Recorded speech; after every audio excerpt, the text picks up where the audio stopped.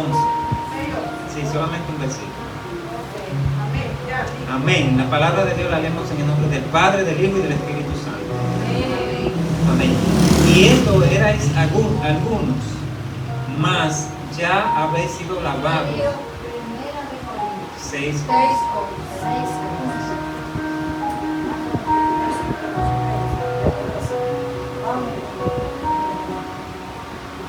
Y esto erais algunos, mas ya habéis sido lavados, ya habéis sido santificados, ya habéis sido justificados en el nombre del Señor Jesús y por el Espíritu de nuestro Dios. Señor, gracias por tu palabra.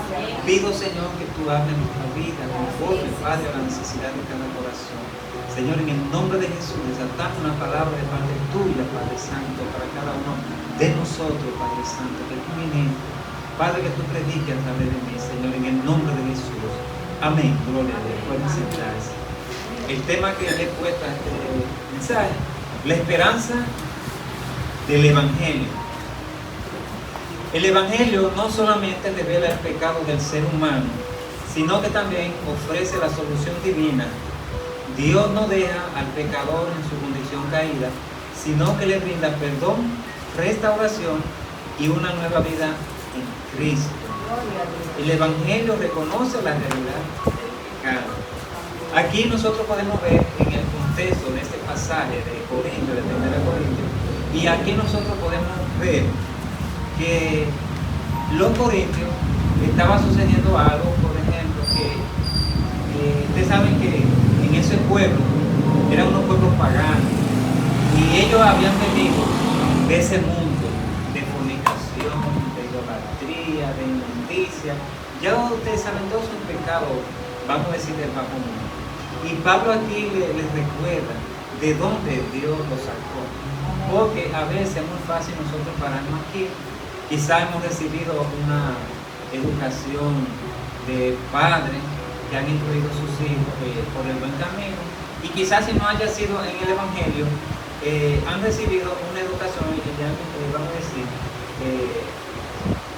decir impuesto, vamos a decir moral y cívica, que eso se ha perdido en nuestro tiempo.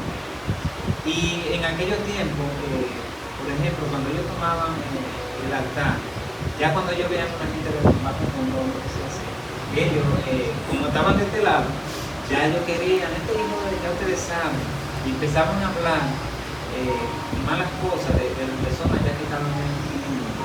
Y no, nosotros tenemos que tener misericordia.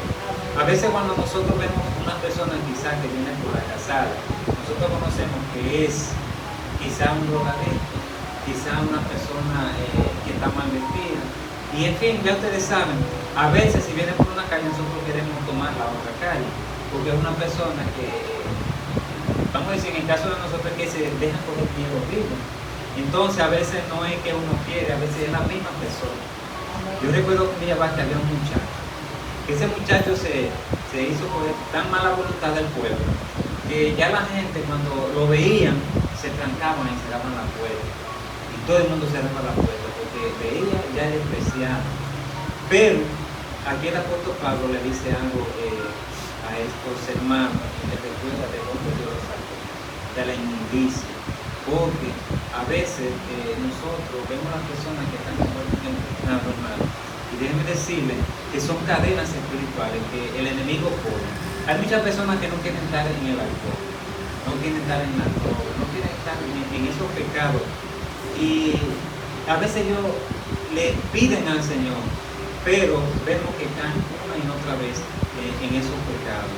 Pero nosotros, la iglesia, estamos llamados, hermano, a llevar este mensaje, este evangelio de fe, este evangelio de poder que transforma, restaura, y hermano, no importa el pecado que la persona haya cometido, la sangre de Jesucristo, dice la Biblia, ese sacrificio fue perfecto para perdonar todos los pecados, siempre y cuando nosotros vengamos en la presencia del Señor con un corazón contrito y humillado.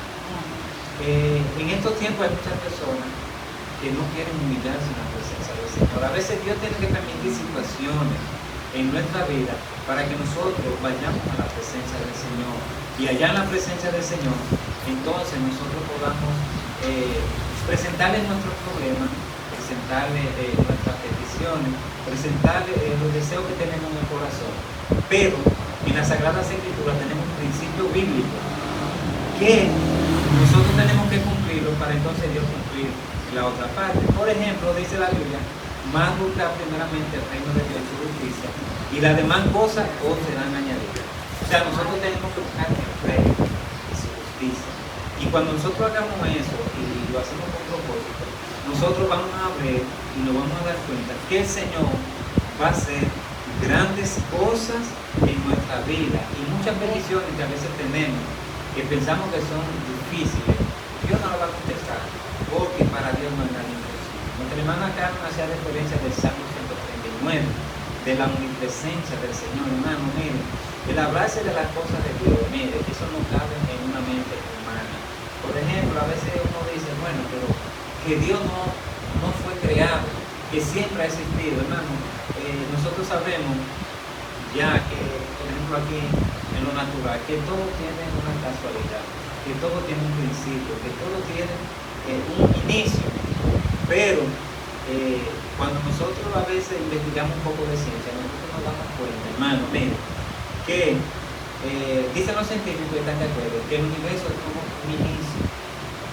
Y ellos quieren negar la existencia de Dios, hermano, pero no pueden, porque cada vez que ellos quieren negar la existencia de Dios, siempre ellos ven que mientras más se involucran en la ciencia, entonces más la ciencia lo acerca a Dios. Estaba viendo recientemente un ateo que él decía que no creía en Dios. Este ateo no era porque se le murió una hija ni le pasó nada, no, él no creía en Dios porque ese fue el ambiente que se crió. Y usted sabe que conforme al ambiente, así mismo se va formando el carácter de los hijos o de la persona. Y en una ocasión él viene ante, vamos a decir, su maestro, una persona que sabía más que él en el área, y él estaba estudiando el ojo humano. Y según su investigación, él decía que el ojo humano, por ejemplo, todas las células, miles de millones de células, tenían que alinearse todas. Si no estaban todas alineadas, la persona salía ciega.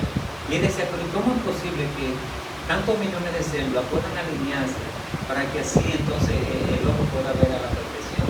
Y él se cuestionaba, porque al no creer en Dios, él veía como que algo inteligente, eso no podía crearse así al azar.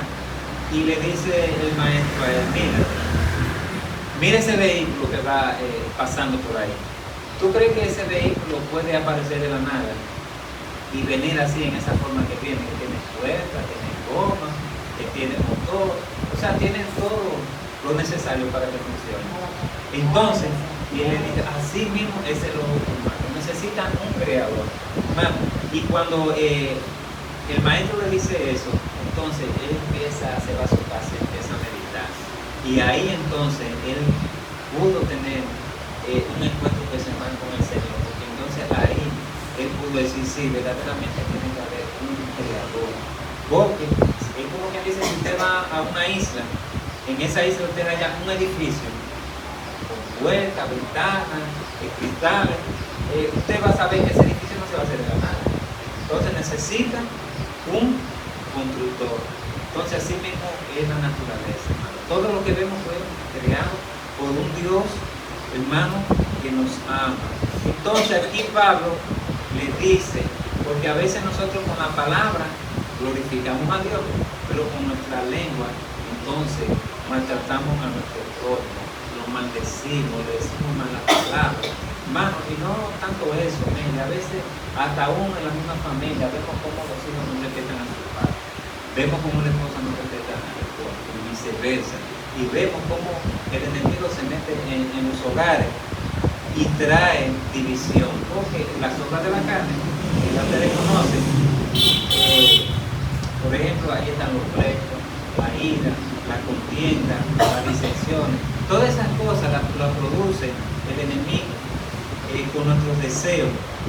Entonces, eso provoca que nuestro Dios, que el Espíritu Santo, entonces, por el contrario, nosotros nos damos cuenta que cuando nosotros vemos hijos que son obedientes, hijos que le dan a su papá y a su mamá, nosotros nos damos cuenta que hay padres que no necesitan de los hijos, sí, pero aunque su papá no necesite, nosotros como hijos, ya lo que no tiene su padre vivo quizás no, pero lo que nosotros lo tenemos vivo todavía, podemos, aunque ellos no necesiten, darle a ellos, decirle, mira mamá, mira papá, toma, y no es la cantidad, sino la intención del corazón. Entonces cuando su papá le bendice, entonces esa bendición le cae arriba. Entonces el Evangelio reconoce la realidad del pecado, y esto era alguno. Pablo recuerda la condición anterior de los creyentes. Nadie llega a Cristo siendo perfecto. El pecado no define el futuro de quien ha recibido a Cristo. Entonces cada uno de nosotros, hermano, vamos a decir, tiene un pasado de donde Dios nos ha sacado. En el caso mío, yo nací en el Evangelio. Bueno, pues yo decirle, pero cada uno de nosotros tiene, vamos a decir, debilidades, tiene fallas, y en este camino, hermano, tenemos el Espíritu Santo, quien es que nos ayuda a nosotros, a que nosotros podamos seguir hacia adelante. Él nos va diciendo, mira, tú estás fallando en esto. Yo creo que no recuerdo si fue antes de ayer, que yo estaba, la pastora me dio esta ocasión, estábamos hablando del fruto de la templanza. La templanza es uno de los frutos del Espíritu que casi no se habla en la iglesia, quizás por el significado, pero la templanza no tiene que ver mucho con lo interior, sino con lo exterior. Por ejemplo, usted manda a la hija suya, por ejemplo, a fregar. Ella está fregando, pero en el corazón está enojada y está fregando porque ella sabe. Igualmente, por ejemplo, que si usted va en un vehículo manejando y usted se pone el cinturón, pero porque usted alcanzó a ver un amén, ya, usted ve el amén, usted viene y se pone el cinturón. Entonces, cuando estamos haciendo eso, esas son cosas, ¿no?, que no es para el hombre, sino nosotros tenemos que hacer las cosas bien para Dios. Por ejemplo, también, si nosotros estamos trabajando en una empresa, estamos trabajando bien cuando el patrón está ahí, el empleado está ahí, o el director de la escuela, ¿verdad, hermana Caminera? Está ahí, estamos nosotros derechitos, pero cuando el director sale o no hay jefe, mire, ya ustedes saben, eso es. Entonces Dios quiere que nosotros marquemos una diferencia. Y el fruto de la templanza no es decir que le falta a muchos cristianos. Hay muchos cristianos que están faltan de que ese fruto lo trabajen en su vida. Y en muchas cosas más, que a veces nosotros tenemos que, por ejemplo, que estar una persona vigilándonos para nosotros hacer las cosas bien. En estos días, el ayudante mío estaba haciendo algo. Yo le digo, mira, era como un pequeño chapapote que sobre una mente, y yo le digo, pero hazlo bien. Busca una tablita y rastréalo y tú le pasas la flota para que no, déjalo así. Ah, está bien, yo lo dejé quieto. Entonces, cuando viene la dueña de la casa y ve, y ¿quién hizo eso? Y entonces ahí él quedó al descubierto, porque el trabajo que él hizo, hermano, quedó al descubierto. Él pensaba que no, que eso no le iba a ver nadie, pero entonces ahí quedó él, hermano. Entonces, por eso que nosotros tenemos que hacer las cosas, hermano. Aunque nadie me esté mirando, yo siempre digo, ustedes conocen este refrán, que las paredes tienen oído y tienen ojos. Usted cree que nadie lo está mirando, pero hay alguien siempre que lo está mirando y lo está escuchando, hermano. Porque a mí me ha pasado eso bastante. Oye, yo recuerdo una vez que el papá mío tenía unos trabajadores y uno de los trabajadores agarraba el motor y se lo llevaba como que era de él. Y le digo yo al papá mío, pero él se llamaba Lito, pero Lito, papi, viene y coge el motor. Pero él cree que el motor es de él. Él viene y lo coge y se lo lleva pero yo estaba pequeño, yo lo que quería era darle vuelta en el motor, quebrando. Hermano, y cuando yo veo el hombre que está delante de mí, yo no lo estoy viendo. Y después que yo veo que está mirando, digo, ay Dios mío, yo no hallaba dónde ponerlo, hermano. Y eso me ha enseñado, hermano, cuando yo voy a hablar, hermano, cuando vamos a hablar, dice la palabra que no hablemos más de nuestro prójimo, porque usted hablando más, si usted está hablando bien, no hay problema. Pero diga una palabrita más de quizás de un compañero suyo de trabajo o de su esposo, para que usted vea cómo se enciende una llama. Por ahí viene un problema y eso va creciendo, y ya ustedes saben. Entonces no debemos negar nuestro pasado, sino reconocer de dónde Dios nos sacó. El Evangelio ofrece limpieza espiritual, mas ya habéis sido lavado. La sangre de Cristo limpia todo pecado. Dios perdona completamente al que se arrepiente. La limpieza espiritual restaura la comunión con Dios. Mira, hermano, oye, cuando una persona viene a los pies del Señor, el Espíritu Santo viene y entra en ese corazón. Entonces el Espíritu Santo empieza a regenerar esa vida. Entonces el Señor empieza a tratar con esa persona. Y esa persona, hermano, de una vida impura, en pecado, entonces Dios de esa persona hace una nueva persona, una nueva criatura. Y por eso vemos que uno dice, wow, Dios mío, pero mira cómo era fulano y mira cómo es ahora. Hermano, pero no solamente vienen del mundo, también del mundo, de la iglesia, se van al mundo. Ahorita vi yo una foto de una muchacha que estaba en la iglesia, muy bien vestida, muy sonriente, muy bien arregladita. Entonces ella, la pasión de ella, o el sueño de ella, era modelar en el mundo. Entonces, allá estaba ella en el mundo, cumplió sus deseos, pero estaba ya casi desnuda, triste, hermano, porque a veces el mundo lo que ofrece es apariencia. Es un gozo pasajero. Uno ve a la gente de que, en las redes, riéndose. Usted ve que una cerveza en la mano y disfrutando de los deleites del pecado, pero es un gozo pasajero. Cuando llegan a su casa, hermano, a veces tienen que vender todo. Yo ayer me llevaba aquí en paso de un muchacho, que quizás ustedes van a oír la noticia más adelante, que él estaba, hermano, creció rápido, camioneta, ferretería, muchas cosas. Y ya de aquí ahorita ya el hombre, hermano, le confiscaron, algo así, sí, sus bienes. Y ya ese hombre perdió todo. Eso así se toma la Nueva York, hermano. Porque a veces la apariencia, la persona quiere vivir de apariencia y no puede vivir de apariencia. Hermano, si la sábana nada más le da para romperse hasta los tobillos, póngasela hasta ahí y no haga lío para aparentar, hacerle creer a la gente que usted quizás puede. ¿Qué hace usted con hacerle creer a la gente que usted puede? Entonces con una deuda que no lo deja dormir. ¿Qué quiere decir eso? Nada. Amén.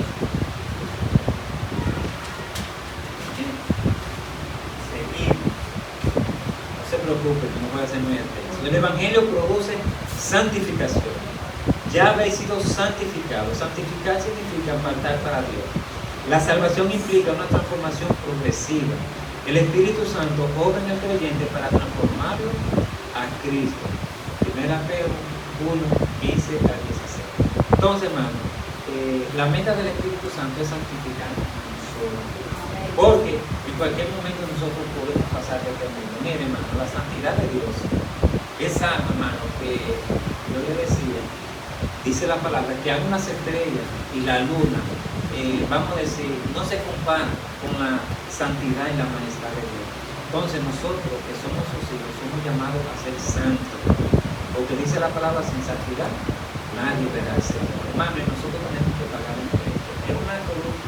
Pero la palabra dice que Dios nos va a poner una carga más de la que nosotros podamos sobrellevar. Entonces, día a día nosotros vamos a enfrentar problemas y dificultades. Despreocúpese, aunque usted no ande buscando los problemas, eso viene porque viene. Mire, y más cuando usted se descuida en oración. Mire, si usted se descuida en oración, se le levanta por el esposo, se le levanta por los hijos, se le levanta en el trabajo, se le levanta por cualquier sitio. ¿Por qué? Porque, hermano, no podemos descuidarnos la oración. Cuando descuidamos la oración, entonces le abrimos brecha a Satanás y el enemigo aprovecha esas situaciones. Entonces ahí vienen los problemas, vienen los pleitos, viene la ira, viene la contienda, viene la enemistad y todo, hermano, todo el que practica esas cosas. Si la muerte lo sorprende, hermano, lamentablemente dice Pablo que ninguna de esas personas heredará el reino de los cielos. Entonces el Evangelio transforma por el poder de Cristo. En el nombre del Señor Jesús y por el Espíritu de nuestro Dios, la transformación es obra de Jesús y del Espíritu Santo. Dios tiene poder para cambiar vidas. El Evangelio sigue transformando a quienes creen. Entonces, el sacrificio que Cristo hizo en la cruz de Calvario, hermano, es para que hoy nosotros podamos disfrutar de una salvación tan grande. El Señor es grave, pero el Señor pagó allá en la cruz del Calvario por nuestros pecados. Es como quien dice que yo cometí una falta ante un juez y quizá yo vaya al juez y el juez me dice, bueno, ya su multa la pagaron. Vino una persona y la pagó, usted dice que no tiene, puede irse para su casa. Así mismo es el Señor. Cuando nosotros venimos a Cristo, el Señor le dice al Padre, Padre, la cuenta de pónganla en mí. Entonces ya el Padre nos ve a nosotros a través de Cristo, Él nos ve a nosotros santos. Entonces el pecado de nosotros ya pasa a la cuenta de nuestro Señor Jesucristo. Entonces, esa salvación es para toda la humanidad. Hermano, las personas no están aprovechando el tiempo se está acabando. Hermano, diariamente mueren. Usted no se imagina la cantidad de gente que mueren por segundo. Miles y miles de hombres mueren por segundo.